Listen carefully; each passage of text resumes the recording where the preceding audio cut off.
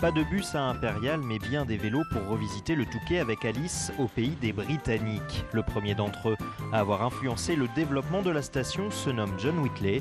Nous sommes à la fin du 19e siècle. Je vous laisse imaginer la réaction des Paris-Plageois lorsqu'ils apprennent que c'est un gestionnaire anglois qui prend en charge donc cette station balnéaire.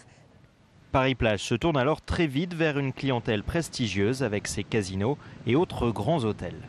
En construisant au milieu des années 20 cet hôtel et en lui attribuant ce nom de Westminster, on sait que ça allait chatouiller un petit peu l'oreille des Anglais et forcément attirer encore plus de visiteurs et de clients britanniques pour cet hôtel.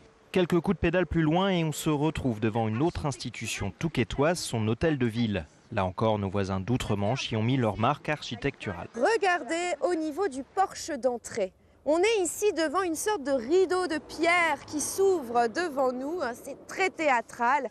L'autre grande empreinte britannique sur le Touquet, ce sont ces installations sportives, non sans modes et anecdotes qui font réagir.